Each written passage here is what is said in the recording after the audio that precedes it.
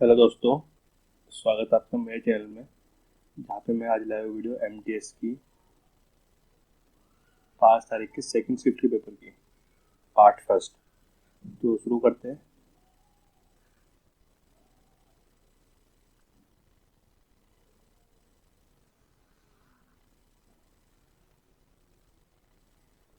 पहला सवाल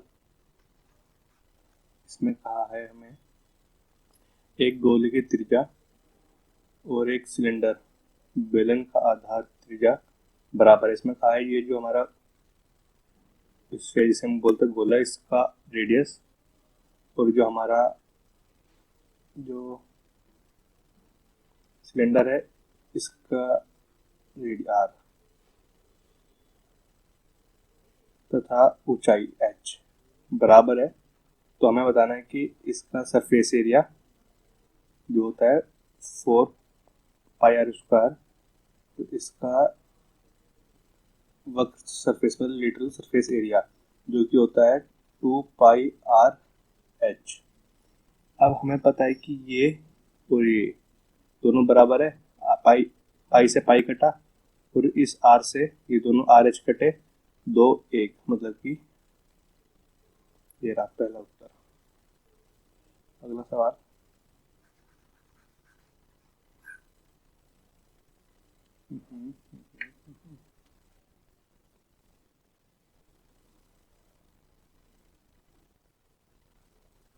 सिंप्लीफिकेशन है।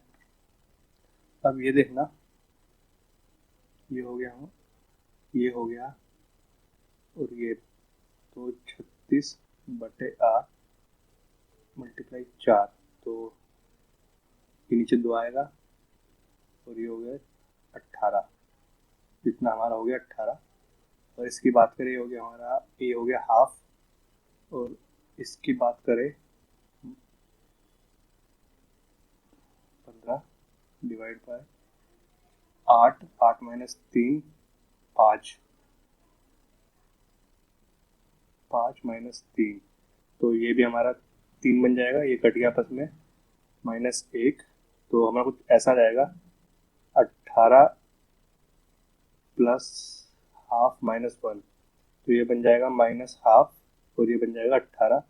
तो अगर से एलसीएम ले और सोल्व करें तो ये जाएगा 35/2 जो कि है ये।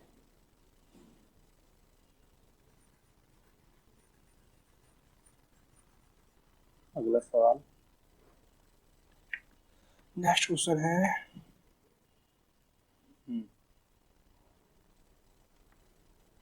इसमें कहा गया है एक्स की वैल्यू 3, वाई की 4, जेड की 5, x plus y plus z ये है।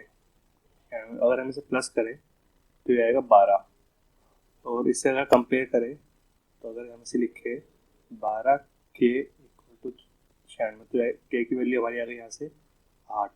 मतलब कि अगर सबको हम 8 से मल्टीप्लाई कर दे, 8 से गुना कर दे, तो 24, 32 और 40। और हमसे क्या पूछा, जेड की वैल्यू जो कि है 40। ये रही। आगे चलते हैं।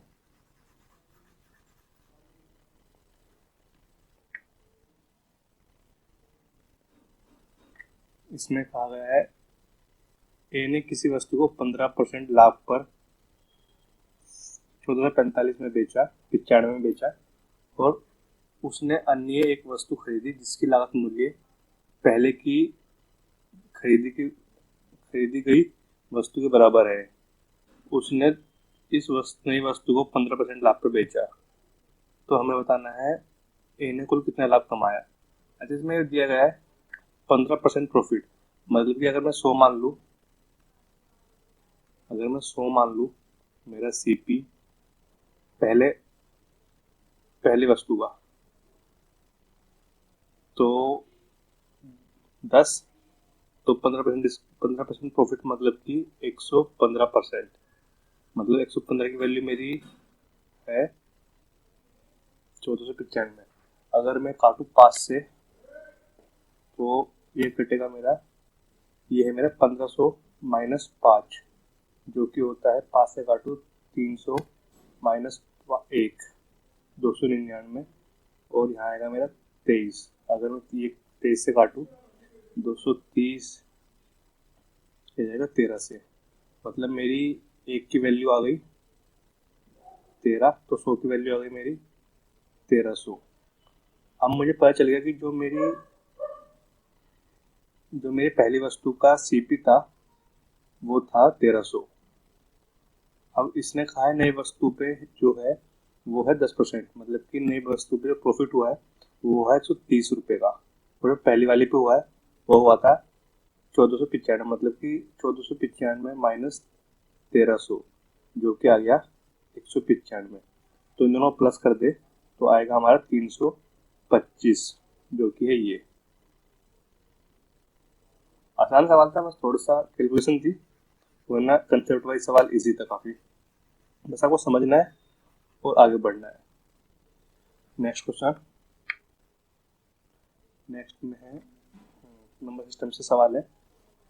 इसमें कहा गया है वह 3 अंकों की सबसे छोटी संख्या बतानी है जो 3, 4, 5 से विभाजित मतलब डिवाइड करने पर 1, 2, 3 दे।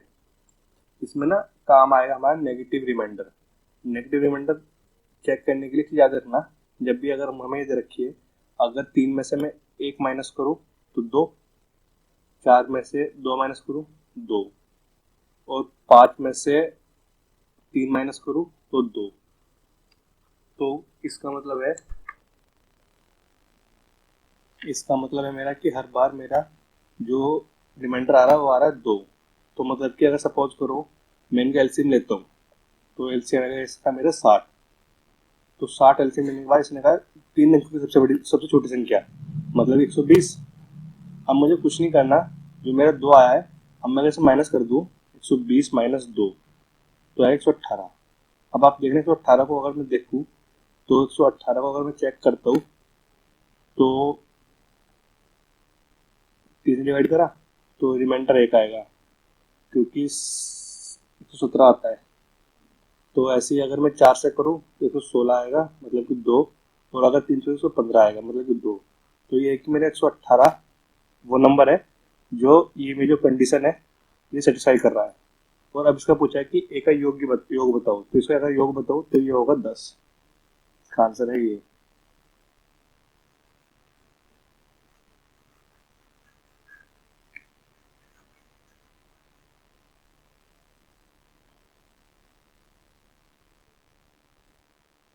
अगला सवाल,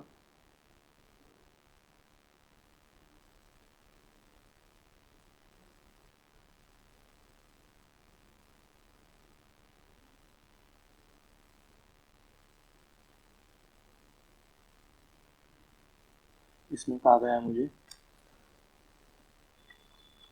अगर ए एक काम को 10 दिन में करता है, बी ए और बी उसी काम को मिलकर करते 20/3 दिन में, और ए प्लस बी प्लस सी उसी काम को करके मिलकर करते हैं 40/7 दिन में। अब हमें ये बताना है कि बी और सी उस कार्य को मिलकर कितने दिन में पूरा कर लेंगे। अब पहले से एलसीएम निकाल दिया हम। अच्छा, इसमें ना डाउट होगा कि इसमें एलसीएम कैसे निकाले, इसमें अपोन में होता है। तब देखना जब मैं एलसीएम निकालूंगा तो याद रखना एलसीएम ऊपर वाला नंबर, ऊपर जितने भी ऊपर नंबर है 10, 20, 40 इनका एलसीएम ले लो 40 आएगा। अब कुछ मत करना, जो ऐसे करके नीचे 1 इसके 3 इसके 7, तो अब कुछ मत करना, ऊपर वाले नंबर से डिवाइड करना। 40 को 2 से डिवाइड करा 4 आया और मल्टीप्लाई 1 तो 4 हो गया। ऐसे ही अभी देखना 20 को डिवाइड करना है 40 से 2, और 2 3 गुणा 2 6, ऐसे ही इससे डिवाइड करना 1 आया, 1 गुणा 7 आगे मेरा आगे 7, मतलब जो मेरी एफिशिएंसी आई एफिशिएंसी मेरी आ गई ये। तो अब मुझे क्या निकालना है, बी और सी मिलके। तो अगर मैं ए प्लस बी प्लस सी 7 दे रखा है और ए प्लस बी दे रखा है मुझे 6, और ए दे रखा है मुझे 1, ए दे रखा है मुझे 4। अगर मैं यहाँ से 4 रख के तो बी प्लस सी की एफिशिएंसी आ गई मेरी 7 माइनस 4 जो कि होती है 3, तो 40/3 जो कि है ऑप्शन सी। थोड़ा सवाल अच्छा था, अगर आप इसमें एलसीएम निकाल ले जाओगे और एफिशिएंसी निकाल लोगे तो आप सवाल आपके लिए कुछ नहीं है, बस सारा खेल उसमें कि आप एफिशिएंसी निकालते कैसे हो। अगला सवाल। इसने पूछा है, ये 10 दिन दे रखे। इसमें पूछा है कि उच्चतम और न्यूनतम, उच्चतम और न्यूनतम इसका अंतर बताना है। तो हमारा जो अधिकतम है, जो हमारा अधिकतम है वो है हमारा 40.3, और जो सबसे कम है वो है 12.2। तो अगर इसे माइनस करूं, अगर मैं माइनस करूं इसे, तो ये आएगा मेरा 1 और 2, 28.1, जो कि है ऑप्शन नंबर सी डी। ये रहा अगला सवाल। अब ये सवाल आसान आ रहे हैं।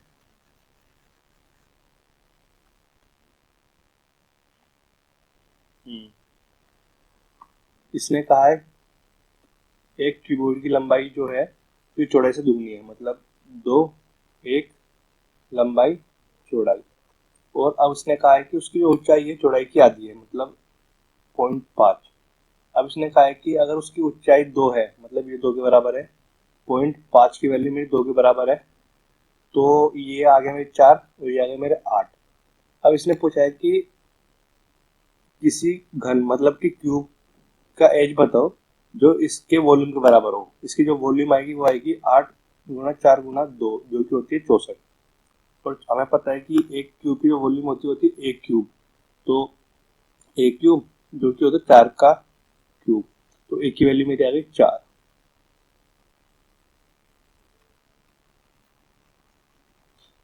इस शिफ्ट में मेरे सवाल आसान है दूसरों के कंपेयर करें तो। अभी तक आगे चलते हैं।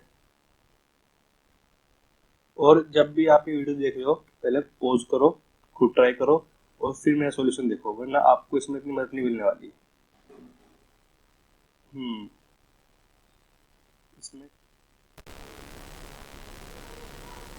इसमें हमसे पूछा है D5 का तापमान D3 के तापमान से कितना अधिक है, कोई परसेंट में पूछा है। तो D5 और D3, तो डिफरेंस निकाले 35 - 30 और 30, तो ये हो गया 5/30, मतलब ये हो गया 1/6 इंटू 100, तो ये होता है 16.6667 करके, जो कि है ऑप्शन नंबर डी।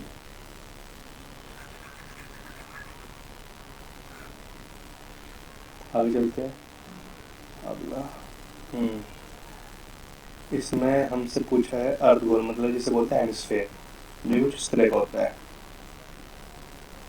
उसमें पूछा है टीएस से कुल सरफेस एरिया, जो कि होता है हमारा 3πr²। तो 3 22/7, 35/2 और 35/2। अब एक बार देखना, 2 से 11। अब ये दोनों तो नहीं हो गए हमारे, वो इसलिए नहीं हो गए क्योंकि ये मेरा ये 33 आ गया और ये कट गया तो 5 आ गया।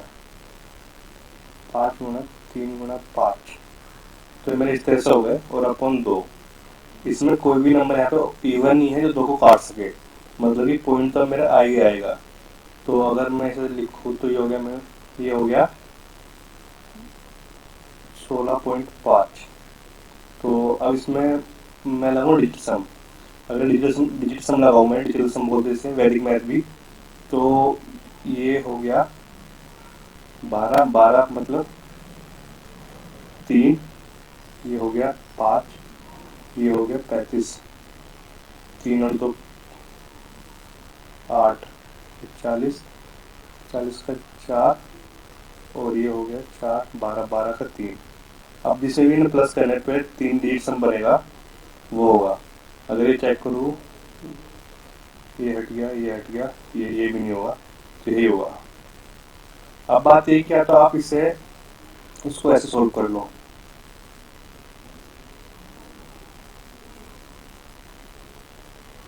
या फिर मैं इस संडे को या फिर अगले संडे को डिलीट सम की एक वीडियो बनाऊंगा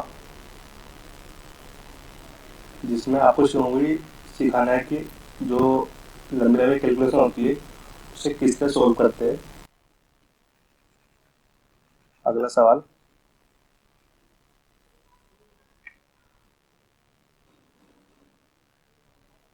दस दिन के अधिकतम औसत।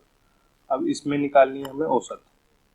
अब देखना, औसत निकालने का हमारे पास एक तो ये है कि हम सबको प्लस करें तो डिवाइड बाय 10 कर दें, या फिर दूसरा तरीका ये है कि इसमें हम लेते हैं डेविएशन और डेविएशन थ्रू करते हैं। अगर मैं अपनी एवरेज 30 मान लूँ तो ये कितना ज़्यादा है, ये है 8.3, ये है 10.3, ये तो 0 है, ये कम है 1.3, ये 5, ये माइनस में है, ये प्लस में है 3, ये है 7.4 प्लस में, ये है 8.2 प्लस में, ये है 9.3 प्लस में, ये है 10.2 प्लस में, और ये है 20 तो 17.8 माइनस में। अब हमें ये करना है कि प्लस वाले और माइनस वाले प्लस वाले और जो माइनस वाले ने सोल्व करके जो भी हमारी वैल्यू आएगी उसमें करना है। तो ये मेरे पॉजिटिव थे और ये नेगेटिव है। अगर मैं दोनों प्लस करूँ तो ये हो गया 18.6 प्लस का, और ये है नेगेटिव का 17.8। तो इसे माइनस से करूँ तो ये आएगा मेरा प्लस का 0.8। तो ये कट गया और ये कट गया, और ये है माइनस का और ये सब प्लस के है। तो अगर मैं इसे देखता हूँ और इसमें से घटाता हूँ मैं 9.3 में से 1.3, तो मेरा बचा 8.3, तो मेरा बचा 8 प्लस का, ये गया ये 10.2 और 8.2 हो गया 18.4, ये भी गया और ये भी गया, ये है 12, ये दोनों है 12.4। अब हम इसे प्लस करना सबको, ये 12, ये हो गया 30 और ये हो गया 8.8। तो अगर हम इसे प्लस करते तो ये हमारा अराउंड आएगा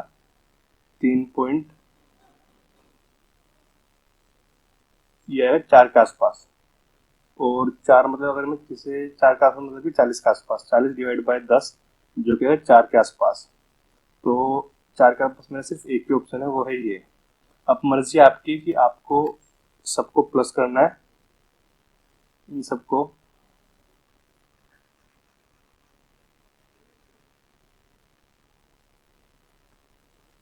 प्लस करना है, इनको प्लस करके एक बड़ी सी वैल्यू आएगी उसे डिवाइड करना है, या फिर आपको डेविएशन निकालना है। डेविएशन का तरीका इसलिए इजी होता है, जब भी आप सवाल करते हो तो इसमें आपको ये फायदा रहता है कि कितनी लंबी डिजिट हो, कितनी सारी डिजिट हो, आपको सिर्फ डेविएशन निकालनी है जो हम एक एवरेज एज्यूम करते हैं। तो अगला सवाल,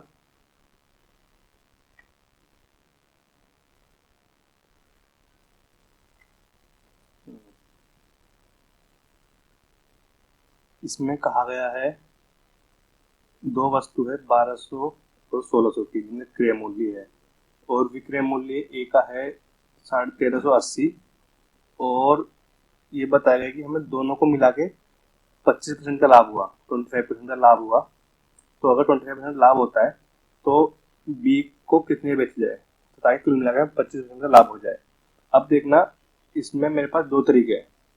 एक तो ट्रेडिशनल तरीका है जो कि है ये कितने का अंतर है इसमें है 180 का। तो और 180 जो होता है 1200 का वो है 15%।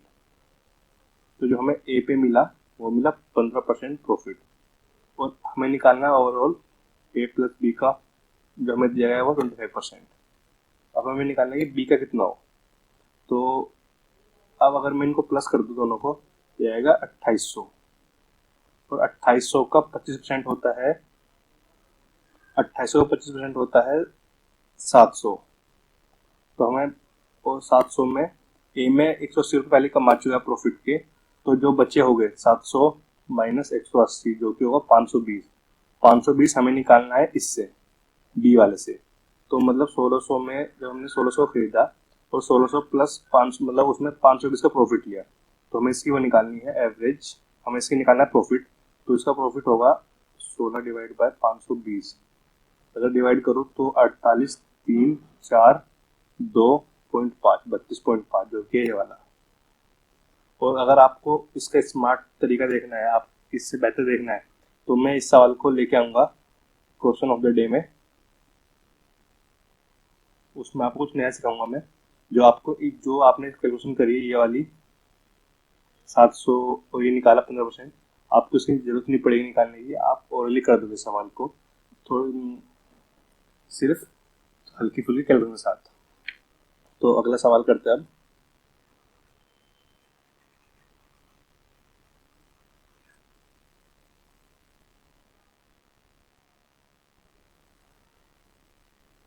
इसमें कहा है 60 लीटर एक मिश्रण है, उसमें दूध और पानी की जो अनुपात है वो 3 और 2।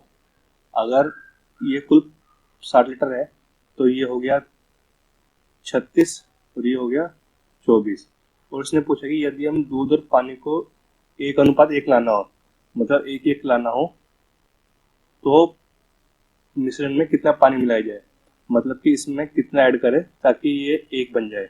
तो इसमें अगर मैं 12 जोड़ दूं तो 36 36 36 बन जाएगा, जिसमें मतलब कि 12 लीटर पानी पानी मिलाने पे इसका जो अनुपात हो जाएगा वो 1:1 का अनुपात बन जाएगा।